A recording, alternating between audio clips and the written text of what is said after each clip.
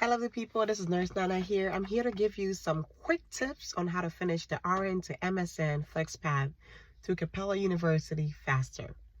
Now tip number one, I think I mentioned this in my previous video, is the scoring guide. So with every class or every assignment, the instructor will give you what we call a scoring guide. Now there are 4 categories on the scoring guide. We have a non-performance, we have a basic, proficient, and a distinguished category. So the aim is to get a proficient or a distinguished, especially in the MSN program. That is considered passing, acquiring a proficient or a distinguished.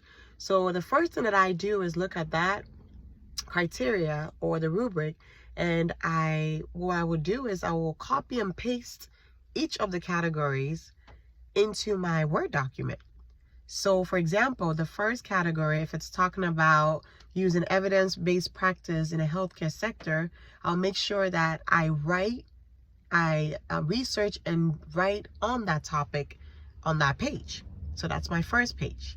And then second category, I do the same thing. I copy and paste, and then I'll do the same.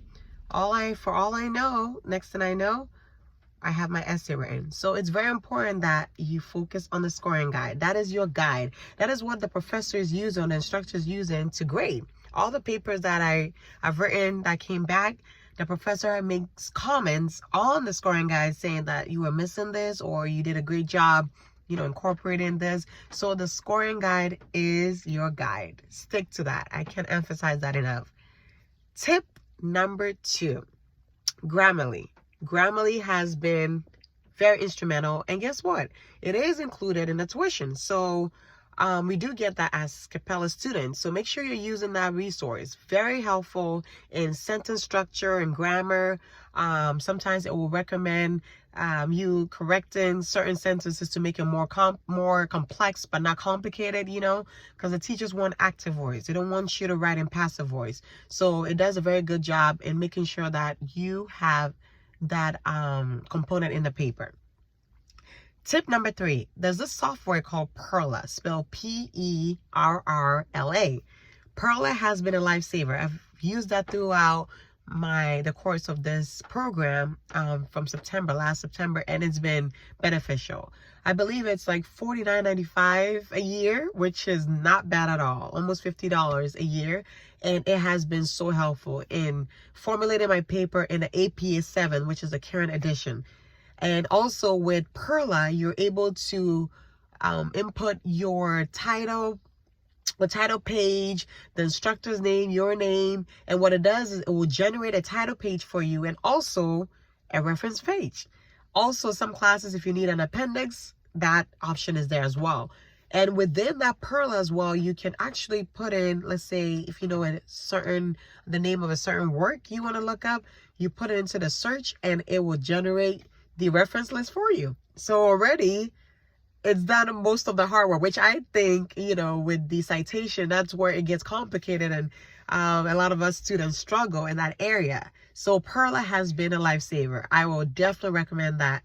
And also, tip number 3 is to make sure that you don't get overwhelmed. I can't emphasize that enough. What I do is when I first see the prompt or what the instructor is asking, I look at the number of pages, and sometimes that can throw people off. Like for example, if it says write a 4 to 6 page paper, I don't look at the 6, I look at the 4, the least amount. And what that does for me is it basically helps me to, again, not stress myself out. I look at the lower number, like 4, I can do that.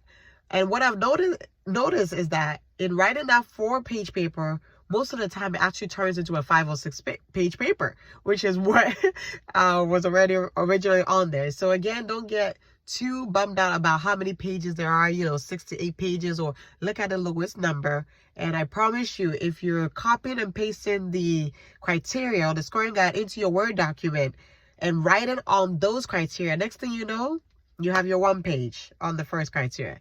Number 2, you have the second criteria. Number 3, and so forth. And actually, most of the time, I end up, again, getting more than the least amount of page requirement.